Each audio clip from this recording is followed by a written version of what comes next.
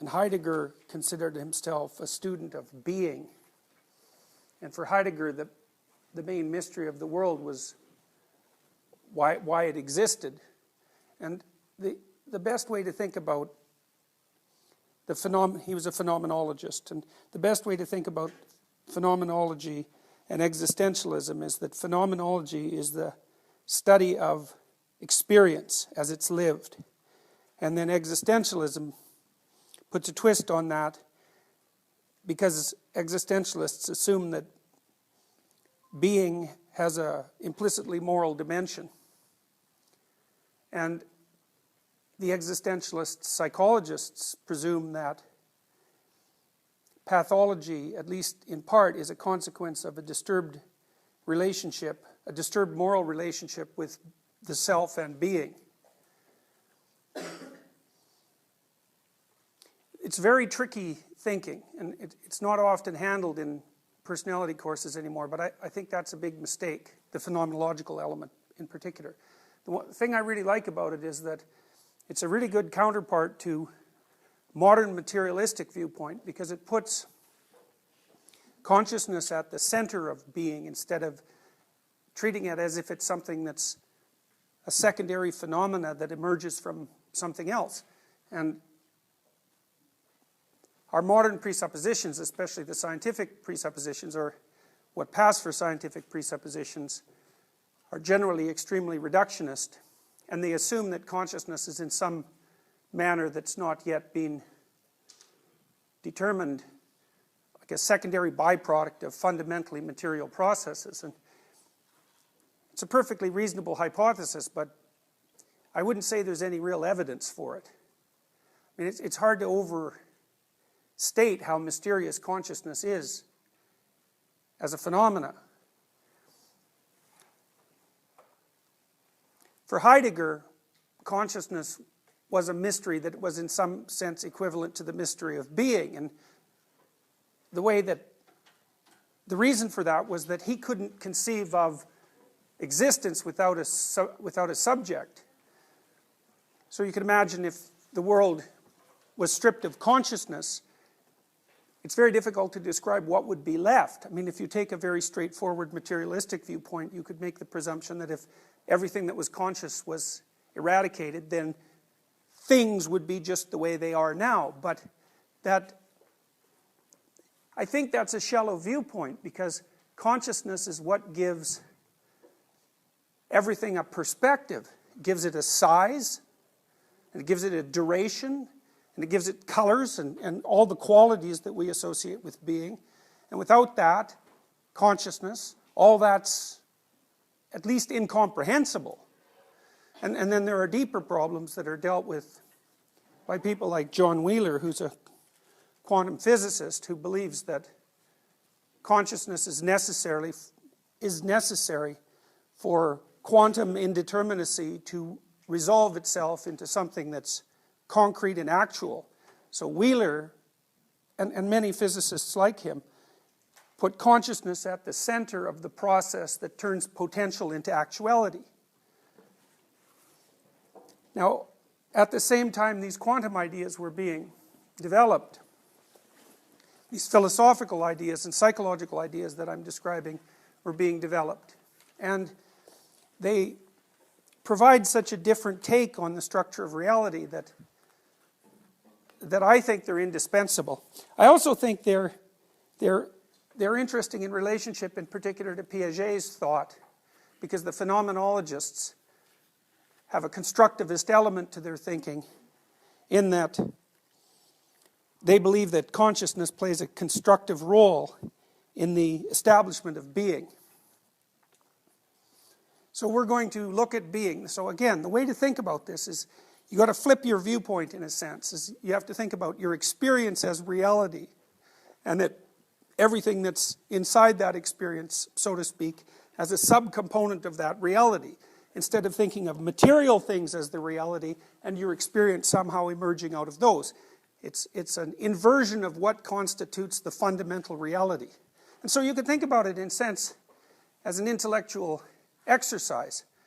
I mean, most of the way that people think is predicated on some kind of implicit set of axioms. And if you change the axioms, you can often shed light on reality in a new and interesting way.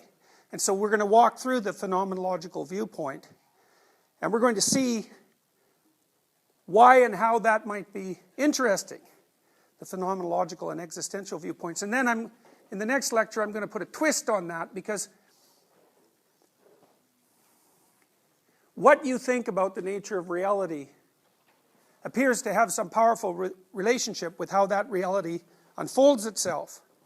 And the existentialists, the phenomenologists, were very big believers in the reality of subjective experience, and the existentialists were very big believers in the ethical responsibility of the individual.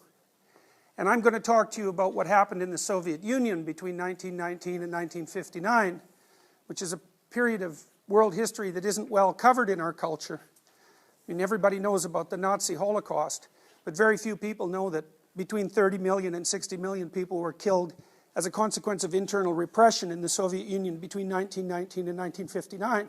That's a figure that's 5 times as big as the commonly held figures for the Holocaust. And the reason I'm going to introduce that to you is, first, you should know about it, because it's the stellar example of what happens when people abandon their individual responsibility. And second, and related to that, it's an object lesson in what happens when the presuppositions that the phenomenologists and the existentialists held about the nature of reality were completely dismissed in favor of a rationalist utopianism. And rationalist utopias, ideologically rational utopias, killed millions and millions of people in the 20th century. And it seems to me that you can make a fairly powerful case that if your view of reality, when it's played out in the social world, turns genocidal time and time again, there's probably something existentially wrong with it. And then a second derivation of that might be, if there's something that existentially wrong with a viewpoint, in what way can you consider it tenable, even if it makes sense and it's rational? If the outcome is genocide and deceit and misery, it's perfectly reasonable to presume that that's evidence that it's wrong. Now, most of you, and this is particularly true, I think, of universities, are taught at least a kind of implicit moral relativism. You know, that it's, and that's fair, that's reasonable from a scientific perspective, at least to some point. But there's a problem with that, because there are forms of moral presupposition that seem to lead to horrendous ends. And it's always struck me, because I grew up like you under the shadow of nuclear destruction, so to speak, it always has struck me that if certain viewpoints lead to genocidal outcomes, and if they do that consistently, then it's extremely dangerous for us not to act as if that's wrong. And of course, if something's wrong, then that also implies that something is right? Because the opposite of wrong is right. And so even if you can't necessarily figure out what's right, you might be able to ground yourself to some degree by figuring out what's wrong. And so we'll walk through the philosophy and the psychology first, and then we'll walk through the sociological consequences of its abandonment, in a sense. And, well, then you can see for yourself if you think that this perspective is worthy of some consideration. It's very complicated. Well, we'll look at this first. Phenomenology, in part, is based on this idea of Dasein, and Dasein means being there. And again, this way of simplifying that is to think about it as your experience.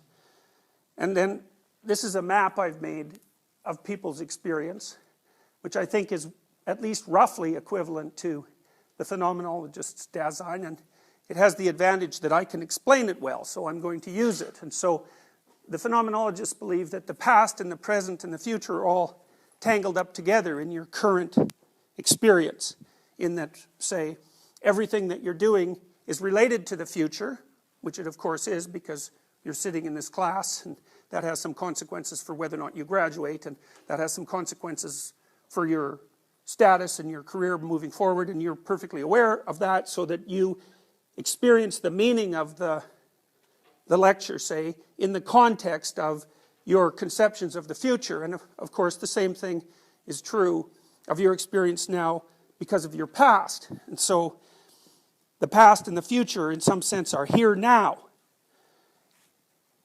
It's partly because when you're experiencing things,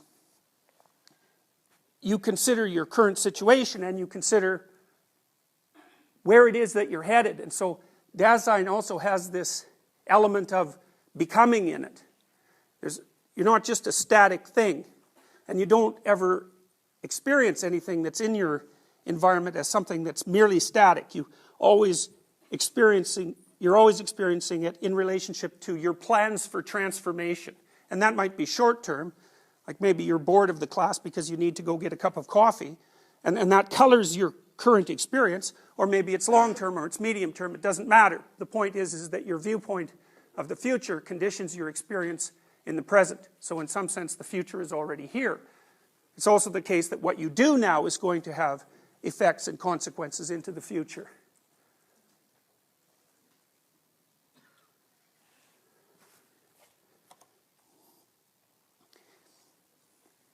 Here's a more complicated consequence. So you're somewhere now, and you're going somewhere in the future. And one of the consequences of that is that your nervous system, it's one way of looking at it, parses up the world in relationship to the relationship between those two poles.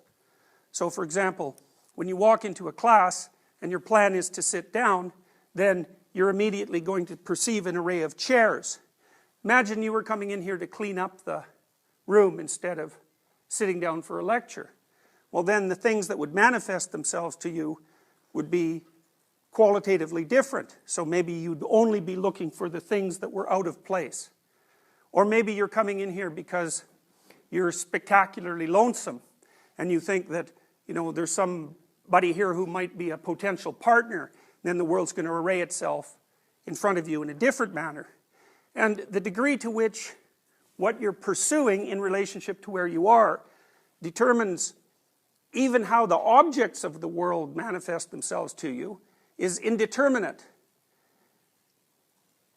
It happens to a tremendous degree.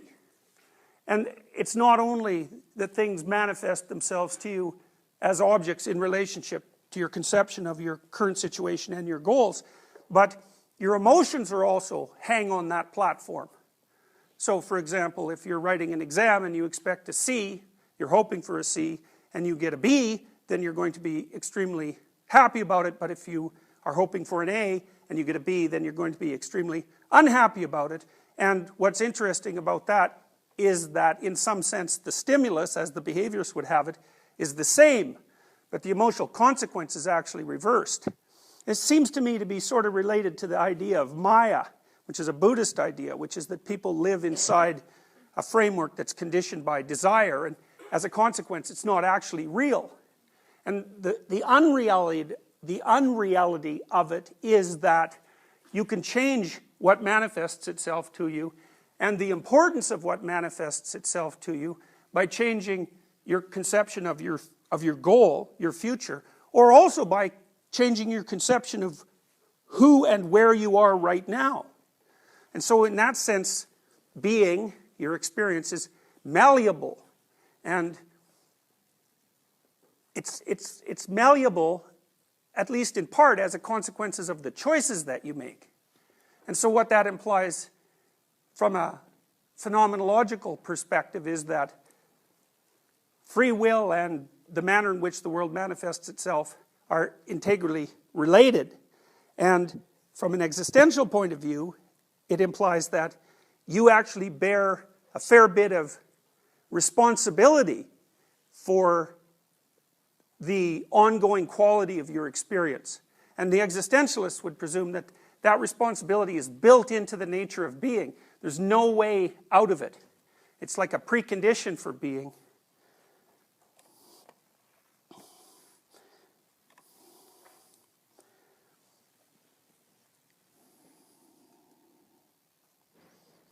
The word phenomenon is from a Greek word, and the Greek word is phanesthai. And what phanesthai means is to shine forth. Now, one of the presuppositions of the phenomenological viewpoint is that reality in some sense is composed of what shines forth. Now, this is a very difficult thing to explain, but I can do it partly this way. So, when you're moving from point A to point B, you can parse the world up into tools and obstacles. I showed you that in the last slide. Tools are things that get you to where you're going, and so what the tools are depends on where you're going, and obstacles are the things that get in your way.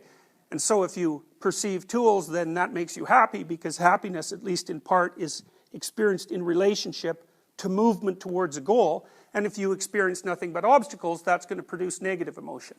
And so this is a variant of that, and the variant is, when you're moving from point A to point B, you can experience things that you predict or desire, and those make you hopeful and happy, or you can experience things that are unpredictable, and those are threats and they make you anxious, but it's broader than that. They disinhibit negative emotion in a more general sense. But sometimes you can experience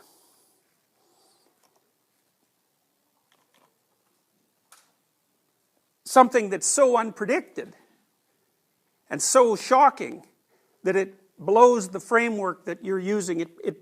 What would you say? The phenomenologists called that loss of world. The framework, the thing that you encounter is so unexpected that its appearance blows the structure of being apart.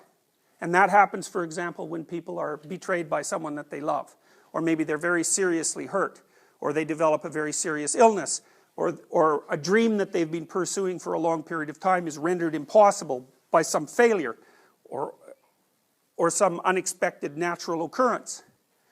Now, part of the question is, what do you experience when your world falls apart? Your world emerges from something, and then when it falls apart, it falls back into that something, that chaotic state. And the phenomenologists say that what you experience most basically is meaning.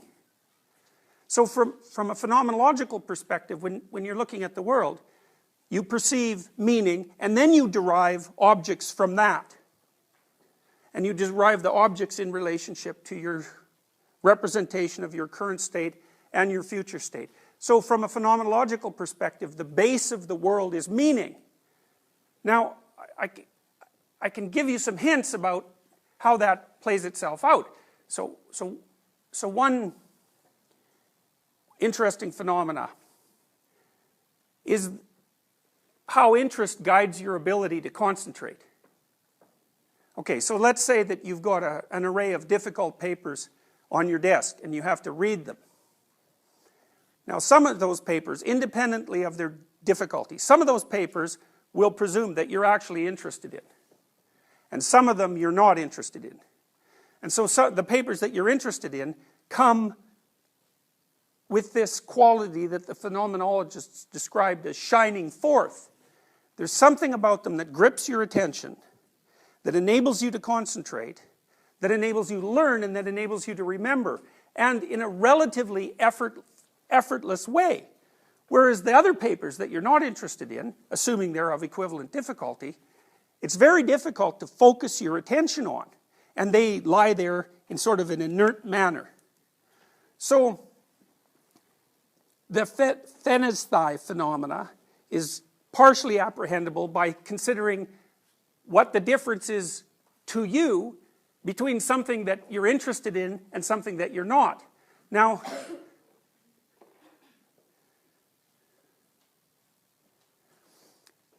someone like Jung would think of that interest as a consequence of an internal process, a psychological process that's guiding your attention. But the phenomenologists, at least it's tricky because they go both ways on this, would consider the fact that some things are illuminated so that they're easy to concentrate on is actually a function of being itself. It isn't something that you apply to the world, it's a characteristic of being. Some things shine forth as meaningful and some things don't.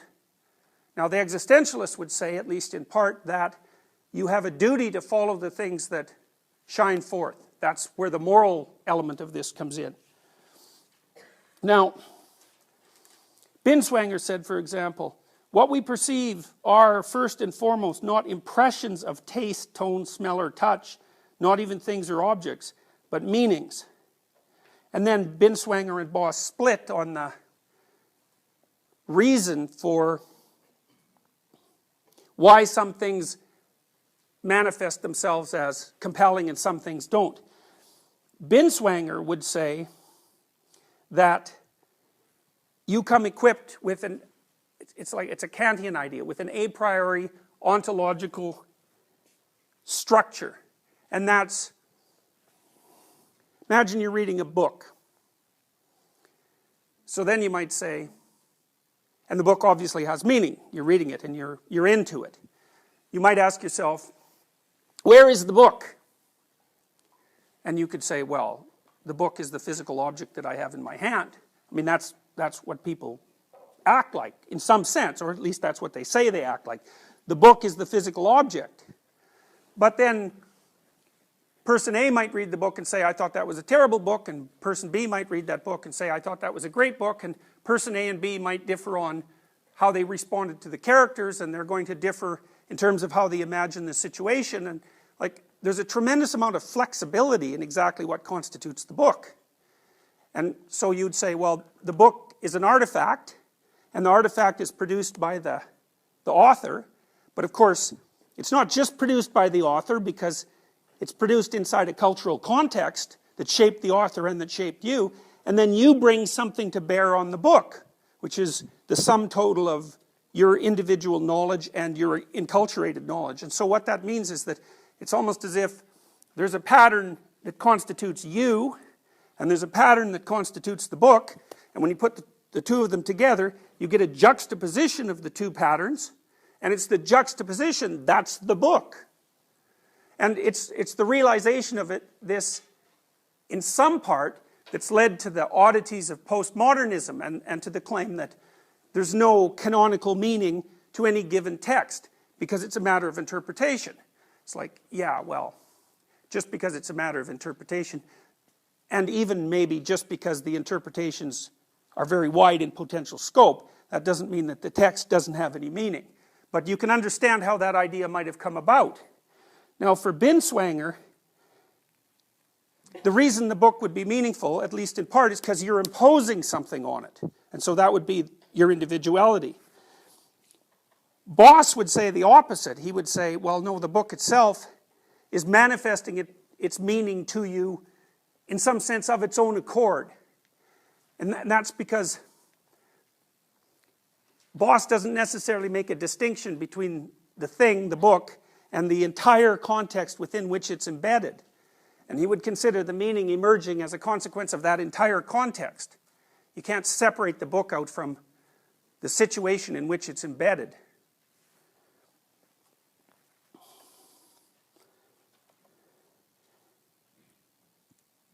Here's a map that I made a while back that helped me understand this, at least to some degree. The phenomenologists talk about three elements of being, of Dasein. One is the Umwelt, another is the Mitwelt, and the third is the Eigenwelt. And there are various ways to conceptualize these, and I can give you a couple now. The Umwelt is the natural world. So when we say nature, that's what we mean. We say, well, human beings live in nature. We have a natural environment. So the idea that there's a natural environment is like a canonical idea. And you know, we even think of the natural environment sometimes as the unspoiled natural environment, as if there are natural environments that exist in the complete absence of human endeavor. And then we also have a social world, and the social world is the world of culture. So there's nature and culture, and that's Umwelt and Mitwelt. And then finally, other than that, there's the world of the self, which is the part of being, your being, that's only accessible to you. So it's you in the middle of culture, in the middle of nature. And so those are the elements of Dasein. And for Binswanger, it's the Mitwelt that contains most of the meaning, or at least that structures the meaning. So if you're reading a great novel, the degree to which you can extract meaning from it is a consequence of your previous education and your own enculturation. But that isn't necessarily the only way to look at things. Like, if you walk into a bookstore, say, and a book catches your eye, you might say that book caught my eye. Well, you think, what exactly does that mean? Well, it means that out of all the innumerable entities in the bookstore that could have caught your eye, only that one did. And then you might ask, why? Well, and Boss would say, well, the world is disclosing a particular meaning to you. Why? Well,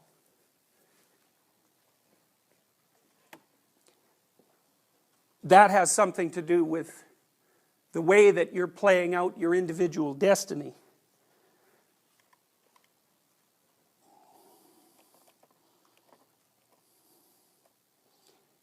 I'm going to show you this first.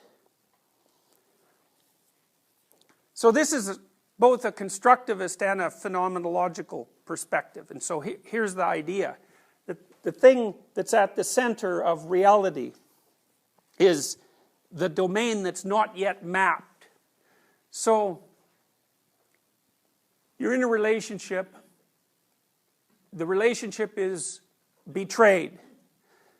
Before you're betrayed, you're in one place. And after you're betrayed, you're in another place. Before you're betrayed, your world is all structured. And you know where you are and what you're doing and who you're with and what everything is. The second after you're betrayed, none of that's true. And so, the second after you're betrayed, nothing is structured.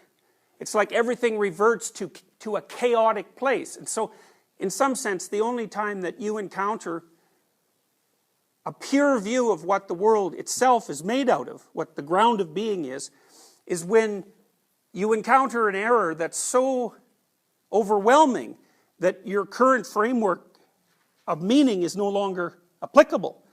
So the framework blows apart, but it isn't as if nothing happens when the framework blows apart. Like, if you're in a committed relationship and you find security in that and you believe that the security is genuine and that blows apart, then everything that you presumed is wrong. That's your Mitwelt. But when that disappears, there's something underneath it. And what's underneath it, that's the ground of reality. And the ground of reality is what you explore to put yourself back together and to put the world back together.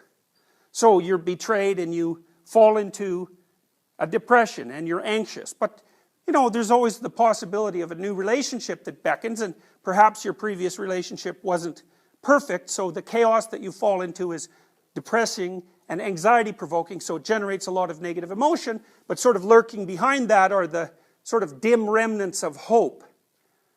And then, as you proceed forward with your grief and your misery, and you're attempting to reconstruct a stable mode of being, you take out of that thing that's anomalous you and the world. So another way of thinking about this is that for the phenomenologists, and this is where they're similar to the constructivists, the ground of reality isn't so much matter as it is information. And when you're living in your constructed world and things are going the way that you want them to go, then you've constrained that information in a particular way, constrained and narrowed it in a particular way that serves your particular narrow end. And that makes things much more comfortable, because then you don't have to deal with the information that constitutes the entire world. You can remove most of it and say, well, all that's relevant to me, all that necessarily makes up my world of being are these circumscribed set of phenomena. And that works well when it's working. But when it doesn't work and it blows apart, that puts you somewhere else. And that being put somewhere else can be, well, revelatory sometimes. I mean, sometimes people make new discoveries that blow their previous frames of reference, and it's like awe-inspiring and overwhelming to them in a positive way. Sometimes you can come across something new that helps you reconfigure the way that you're living almost instantly in a more comprehensive and fuller way. But more common is the traumatic response, which is when the presuppositions of your world are shifted dramatically and you fall into the surrounding chaos, then it's so hard on you that, you know, it actually does you psychophysiological damage. Now, you remember that drawing I showed you with the little ovals at the bottom and the bigger ovals at the top, the hierarchy? You remember that? Does everybody remember that? I decomposed, say, good person, which is a very high order abstraction, down to put a fork on the table, which is a motor movement that's part of making dinner, which is part of being a good parent, which is part of being a good citizen, which is part of being a good person. So the idea was that the higher order abstractions can be concretized down to the motor behaviors in a hierarchy. Okay, now, if someone goes after you at the good person level of analysis and they just demolish you, you know, in the course of, say, a 3-year relationship, hacking away at the idea that you have any moral worth whatsoever, this is what happens when you're abused, then that's going to knock you into pieces at a very complex and high level of abstraction, so that can undermine your entire worldview. If the person instead helps you retool the little behaviors and the little microstructures that make you up, and if you're willing to participate in that, and if you're open to corrective feedback from the world, then you can continually adjust yourself at a small level, and then that makes the things in the hierarchy a little higher, a little healthier, and then that makes the aggregation of those things a little higher in the hierarchy a little healthier and a little more complete. Then you can do this bit by bit retooling without ever having to suffer the demolition of huge chunks of your personality. So let's go back to the relationship where there's a betrayal. It's like virtually every time someone gets flipped upside down because of a betrayal in a relationship, after the betrayal happens, they say to themselves, there were all these signs I didn't pay attention to. So, and maybe the first sign is, who knows, your partner starts to flirt a bit more when you go out on a social occasion. And not a lot more, just a bit more. And you decide, because maybe you're timid, that's okay. You're not going to do anything about it. But it's interesting that it happens. It grabs your attention.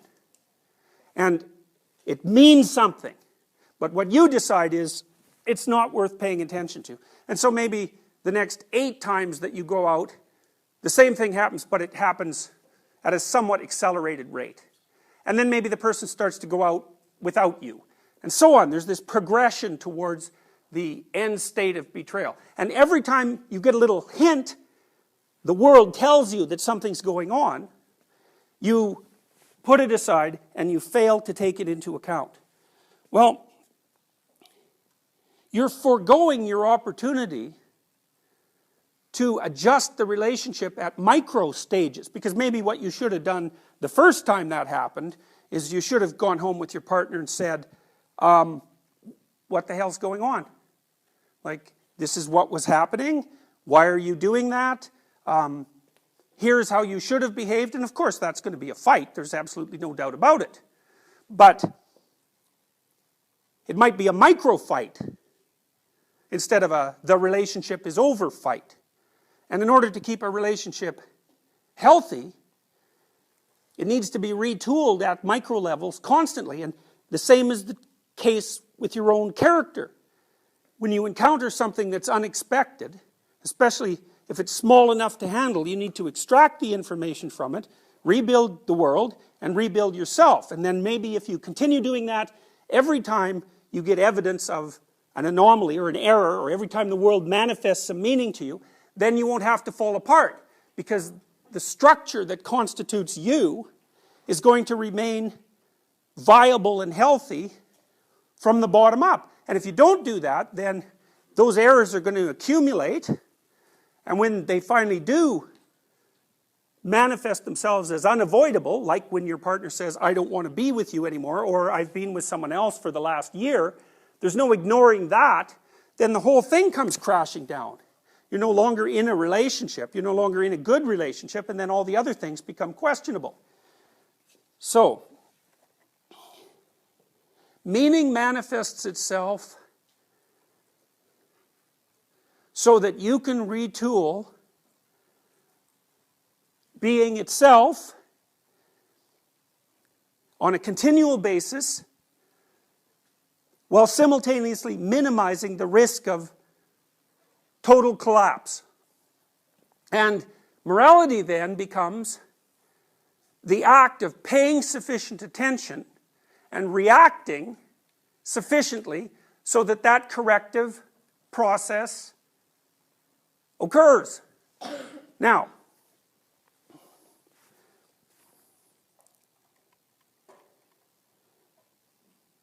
so you're inside one of these. You're going from point A to point B. And as you do that, things you want to have happen, happen. And things you don't want to have happen, and things you don't understand happen. And let's say that you investigate the things that you don't want to have happen, and you investigate the things that you didn't expect. And you do that as soon as they come up. So then what happens? Well, partly what happens is, you're going to change your perceptions a bit, and you're going to change your actions a bit, and what that'll culminate in over time is that this whole structure will change. So instead of going from point A to point B, maybe you start shifting so that you're going from point A to point C, because as you're gathering information as a consequence of the inadequacies of the way you're looking at the world, not only are you improving your ability to perceive and to act, but you're also gathering information that helps shift your perspective to a better point B. Because you might say, well, where are you going and why? And the answer to that is, well, you have a plan. You're going to get your degree. I don't know what your long-term plan is. But there's no reason to assume that your long-term plan is correct, even though there's no reason to assume that you can do without one. So you're in this weird situation where you have to live within a bounded space, and the bounded space is going to produce errors, and it's also going to be wrong. But at the same time, if you use the bounded space, then you can transform it continually across time, even what it's aimed at, and you can minimize the probability of precipitous collapse. Now, I want to show you how this is being represented. It's very complicated and difficult. So, on the right, you see the Harry Potter snitch thing, right? And then on the left here, you see this incredibly peculiar alchemical image. And the image is something like this. This is what this image means. It means at the base of the world is this weird combination of matter and spirit. So this is matter and this is spirit. The winged element represents spirit. And then out of that comes something that's like primordial and reptilian. And then out of that comes something that's associated with consciousness. So it's a map of the way that consciousness emerges from the base of reality. Now, you'll see that this thing and that thing, the snitch and this thing is called the round chaos, this thing. The snitch and the round chaos are the same thing. Now, in Harry Potter, when he plays Quidditch, remember Piaget had such an emphasis on games, right? Piaget believed that games were the sub-elements of human culture. And Quidditch is this weird two-level game where on one level it's sort of like soccer or basketball, and then on another level you have two players that are seekers, and what they seek is this snitch. And the snitch is this thing that captures your attention. That's why it's golden and winged, and it moves around very fast. It's like Mercury, the spirit Mercury, because Mercury, the god, had winged feet, and he was the messenger of the gods. So that's how Mercury was conceived of. And I'll tell you something else that's weird about Mercury. So Mercury's a metal as well. And if you mix Mercury with sand, and the sand has gold in it, then the mercury will pick up the sand, and then, or the gold, and then you can heat up the mercury and all that's left is gold. So Mercury will lead you to where the gold is. And the spirit Mercurius, the mercurial spirit, was the messenger of the gods. And if you paid attention to Mercury, the god, then you'd gather the gold. But it wasn't the gold of fools, it was the gold that made your life valuable. And that's the same thing that's played out in this weird Quidditch game. The two best players, the fastest, the ones that are most awake, aren't playing the normal game. They're playing a superordinate game. And the superordinate game is, pay attention. Pay attention. And if you pay attention, then you'll get the thing that's most valuable. You win the game, but there's more than that, because in the Harry Potter series, for example, there was a piece of soul in that. And that's related to the idea that if you pay attention to what interests you, what manifests itself as meaningful, not only do you build the world out of that, because you're differentiating something that's undifferentiated into something that's comprehensible and usable, but at the same time you're doing the same thing to yourself. And that's the constructivist idea, right? It's that, well, where do you come from? Well, you come from exploration and the generation of information and exploration. What should you explore? Well, the things that shine forth to you. That's the phenomenological idea. And the existential idea is, if you refuse to explore the things that shine forth for you, that capture your interest and your attention, then that will lessen you as a being. It'll make you weaker and progressively weaker, because not only do you remain unformed, but the ratio of chaos to world in your domain of being becomes too intolerable, too much chaos, not enough order, not enough of you. And then the whole thing is unstable. Then you've only got two options. One is that you lose belief in being itself, and that's like a nihilistic reaction. Another is you turn to some sort of totalitarian or ideological solution that fills in for where you're not. And that's an abdication of your individual responsibility.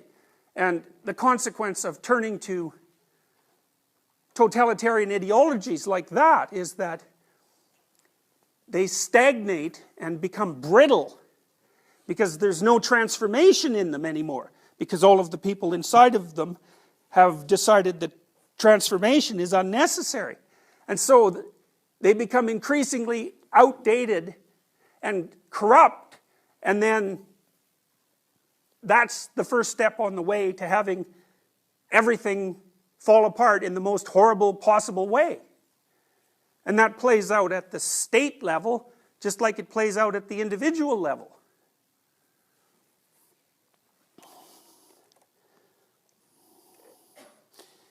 I'll tell you a dream I had about this, since we're just out of the psychoanalytic domain.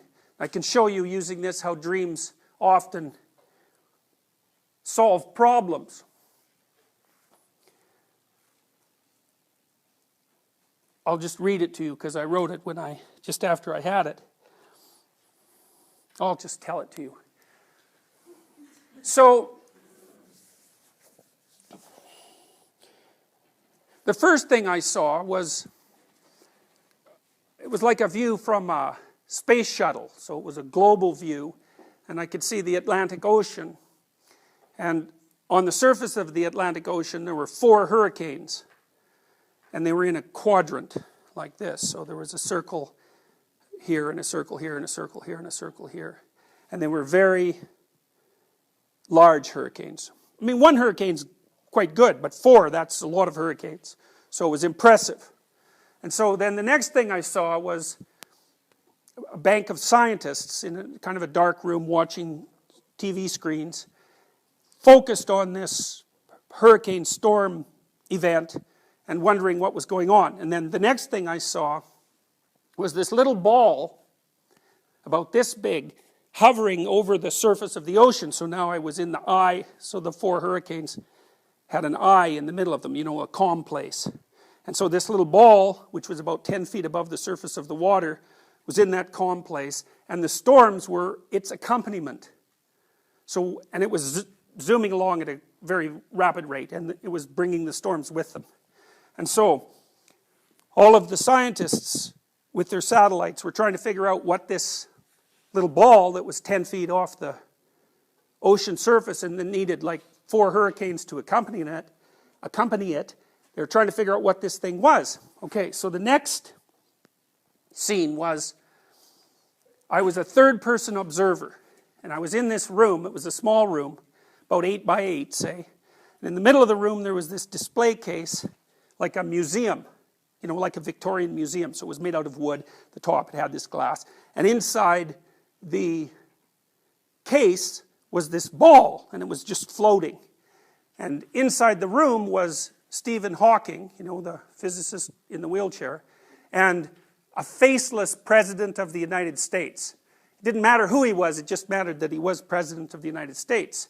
And then the room itself, I remember from the dream, was made out of titanium dioxide. And I woke up after this dream and I thought, what the hell is titanium dioxide? And the walls were 7 feet thick. So the idea was that little ball, which had caused those 4 storms, was going to be, they caught it and they put it in that room and it was going to stay there. Titanium dioxide turned out to be the metal that the hull of the Starship Enterprise is built out of. So it represented like an impermeable substance. And so inside so there was this box made out of this high-tech metal, and then inside the room, the American president was there, so he's sort of representative of the Mitwelt, you know, the social environment. He's sort of king of the social environment. And then Stephen Hawking, well, Stephen Hawking is disembodied rationality, right? Obviously. So the room was a classification system in a sense, and this ball, whatever it was stuck in there. And so it was going to be a thing that you could look at in a museum, and it wasn't going anywhere. So it had been fixed. And so I was watching this thing.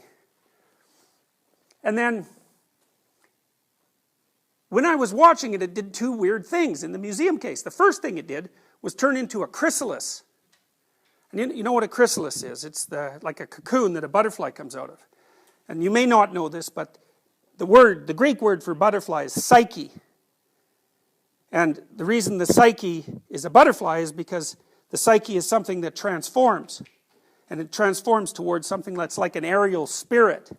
So this ball was transforming. It transformed into a chrysalis.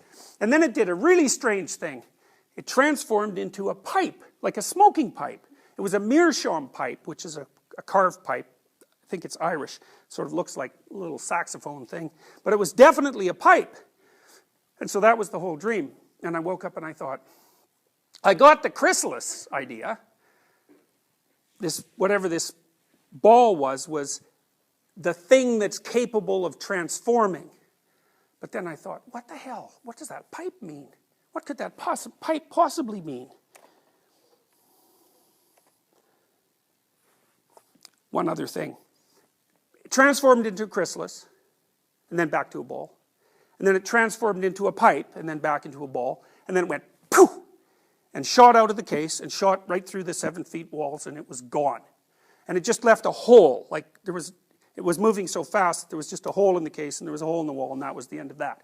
So it was a ball, it did its chrysalis thing, did its pipe thing, and then it was gone. That box was not going to hold it.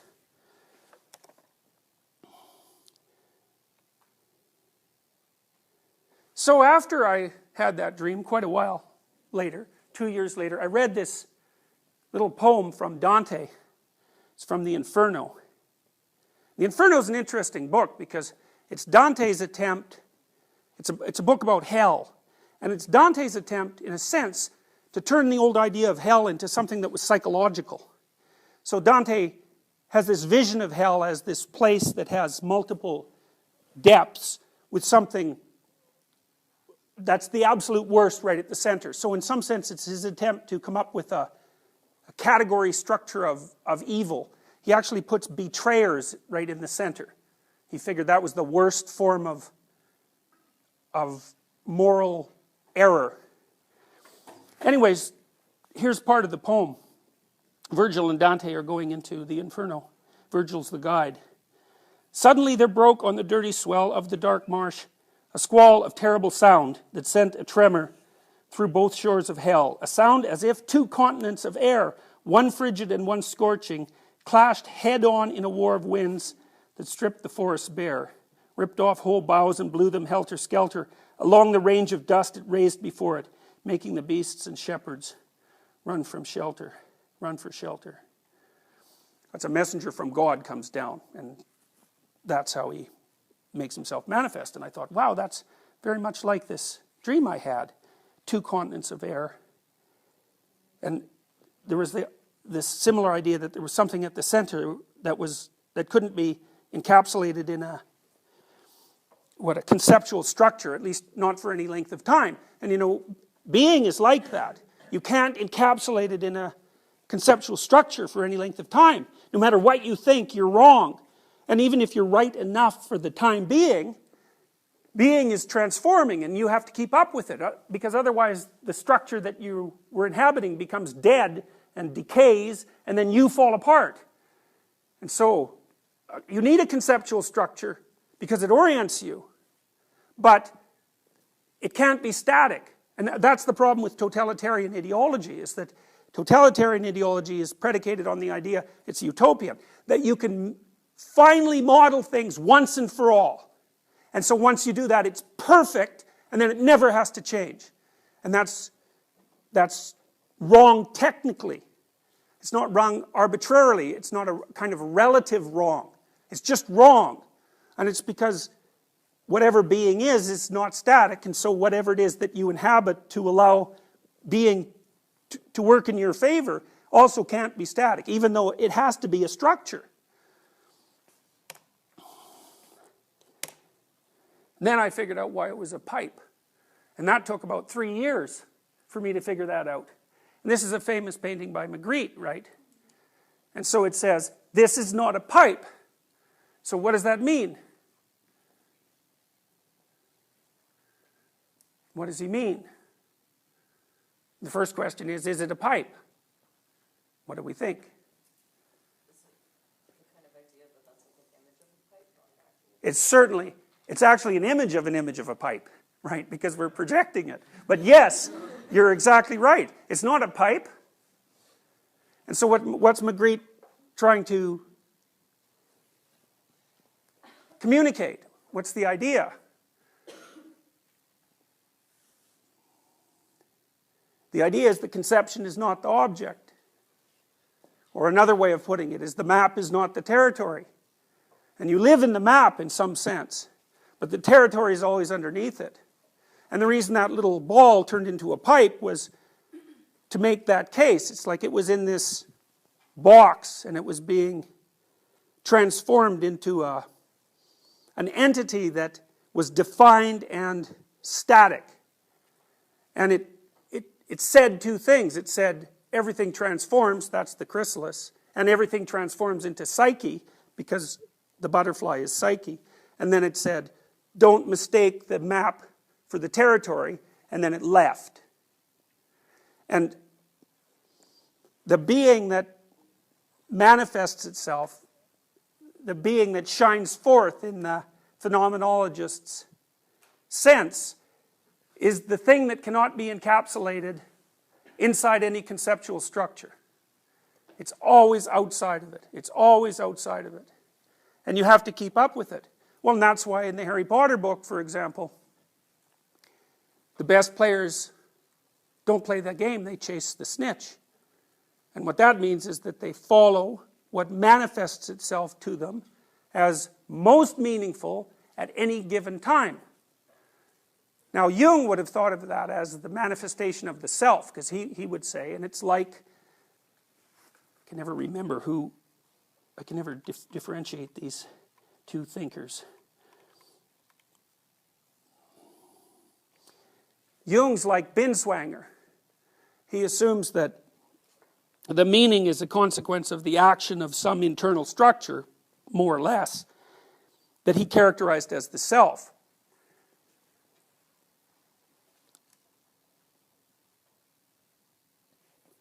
Boss's perspective is more, in some sense, it's more like a classical religious perspective, although he dispenses almost entirely with any religious language, and makes the claim that meaning is the fundamental element of being, and that if you lose touch with meaning, then the quality of your being is going to collapse.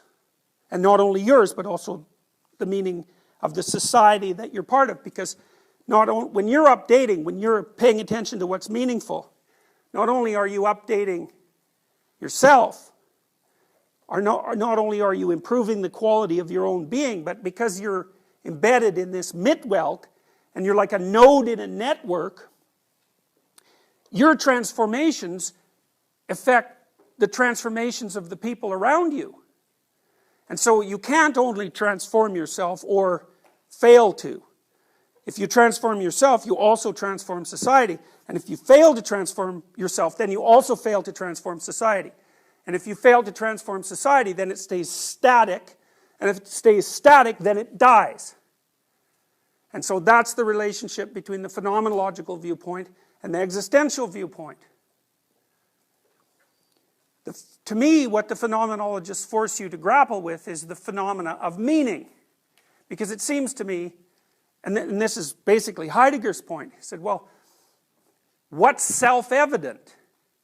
Well, one answer is objects. The other answer is predicated on a different perspective. Meaning is self-evident in that you can't escape from it. You can escape from the positive elements of it by being lax. But you cannot escape from the negative elements of it. You can't argue yourself out of it. And you act as if there's nothing more real. So if you think about it this way,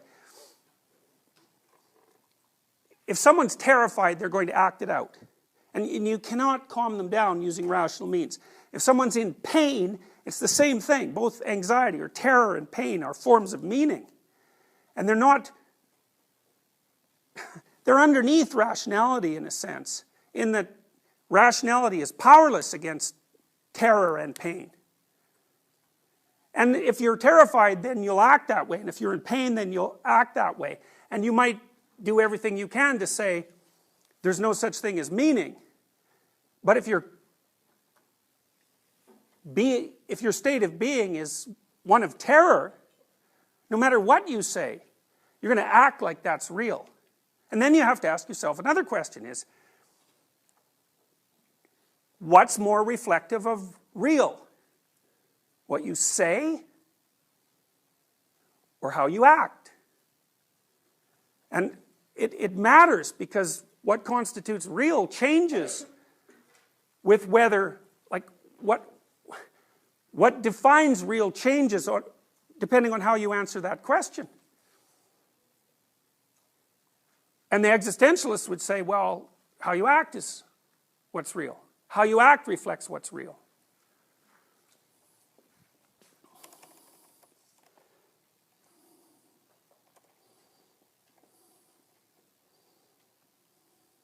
Magritte played with this a lot. So there's another painting by Magritte. And he often uses men in suits. Like a suit is representative of a certain mode of being. And it's a mode of being that's focused rather narrowly on whatever a business suit represents. Dominance, hierarchy, success, materialistic possessions, that's at least the cliched and satirical version of business. It certainly represents conformity. And Magritte's painting is a representation of blindness induced by conformity. These people can see, but they're only seeing what's right in front of their eyes. And what's right in front of their eyes that they see blocks them from seeing everything else. Yes?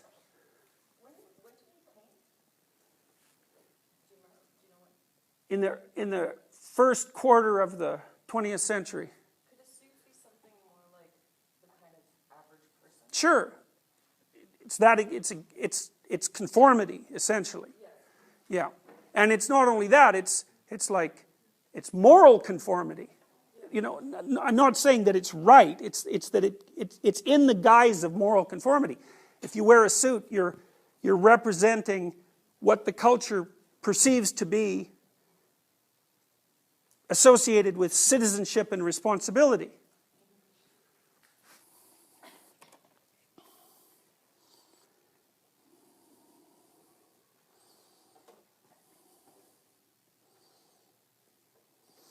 A lot of what Magritte did was to try to dissociate the structure from the underlying reality, and he does that, for example, in the painting on the right, where he takes an image and then juxtaposes it with the wrong signifier.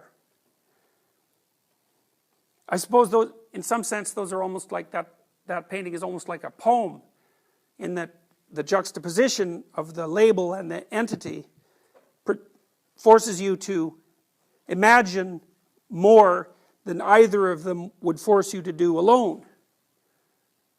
Because you might say, well, in what manner is a horse like a door? And in what manner is the clock like the wind? Or a pitcher like a bird? Well, and he returns to normal in the last one. And time flies like the wind. I mean, a horse is something that takes you places. It's like a door.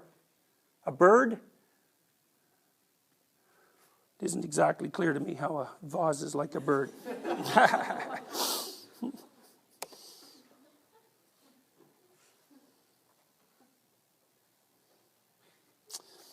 This is another dream that's attempting to lay out the same idea. So, you know, I believe it's Da Vinci's Vitruvius Man. It's this figure. I presume you've all seen it. It's a very, very famous image. So the man is in a square and then the square is in a circle. Yeah. In this dream had that image, except the square wasn't a square, it was a cube.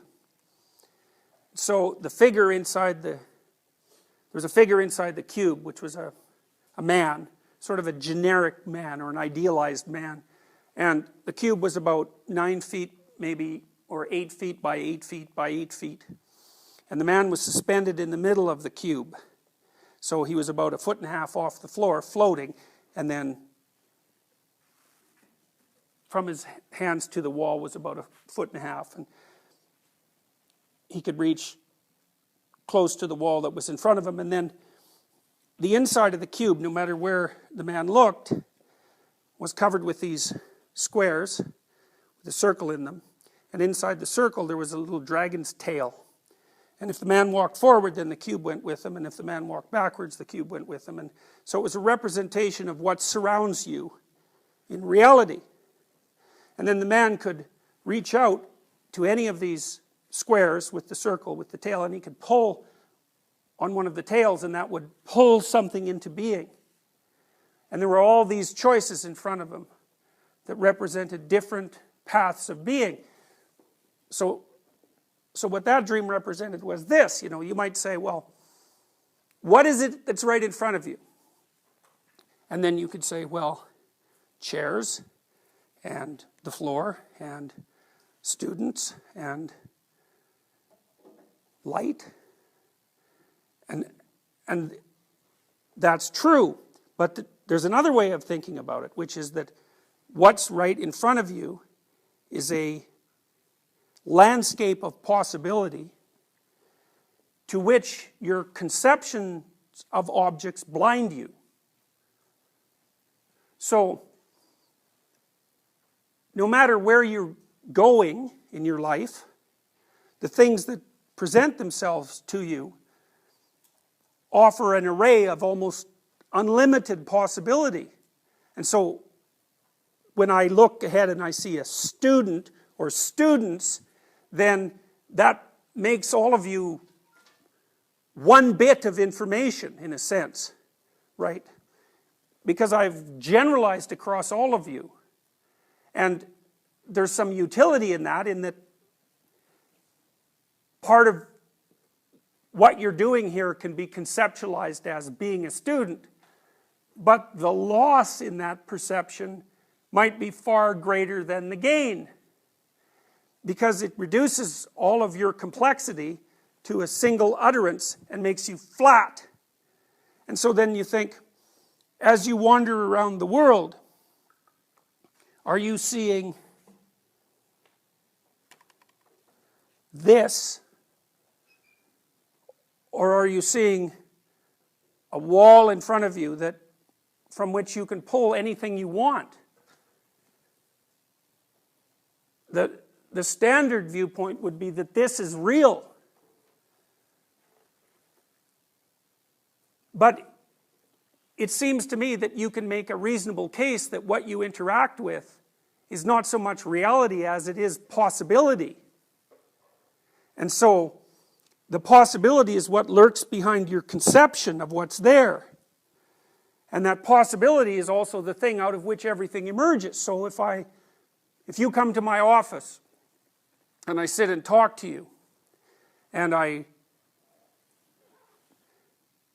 try to approach you without any preconceptions, which would be, say, a Rogerian approach, then all sorts of things can emerge into reality that wouldn't emerge at all if I stayed rigidly in a prescribed role. Now, there's some utility in the prescribed role, don't get me wrong, because it gives people structure, and it helps them manage their expectations, and it protects them from being exposed to too much possibility at any one time, because that can be overwhelming.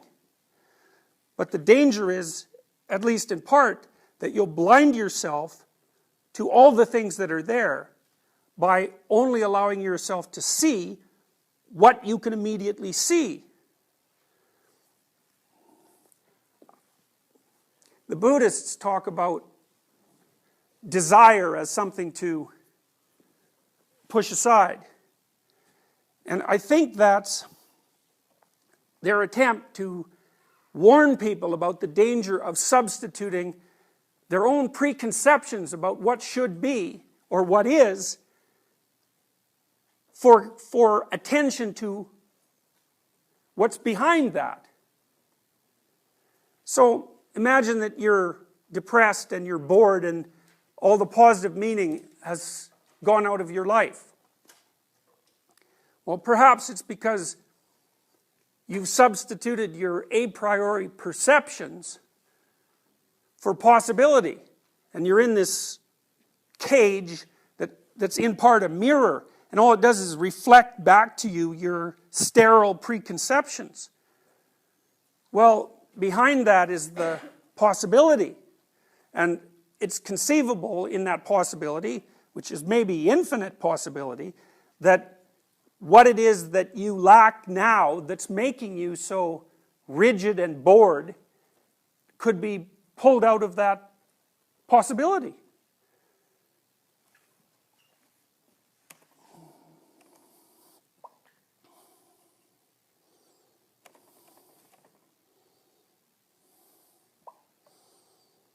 Boss said, man's option to respond to this claim or to choose not to do so seems to be the very core of human freedom.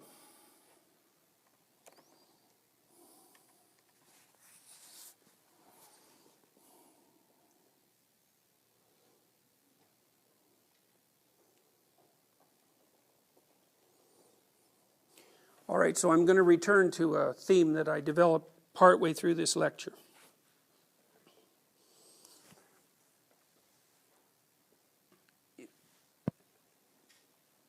if being doesn't manifest itself to you as structured, then it's as if you're falling endlessly.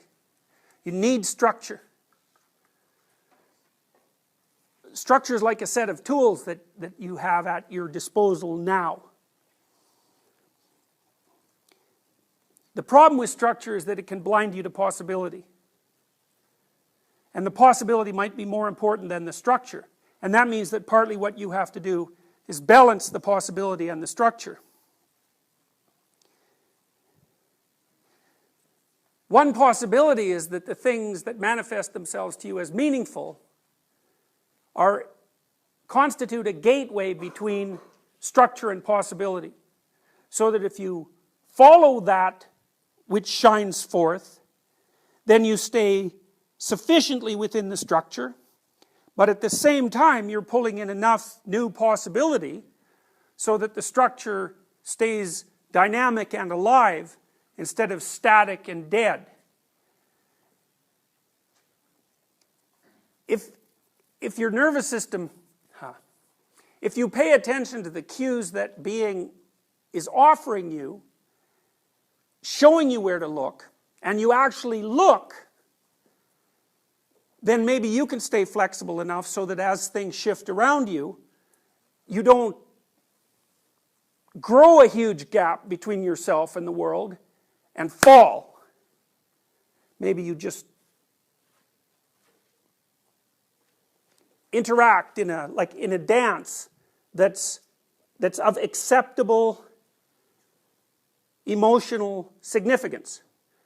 It's anxiety provoking enough to keep you awake, and it's compelling enough to keep you interested. And so those two things in some sense constitute like the core of meaning.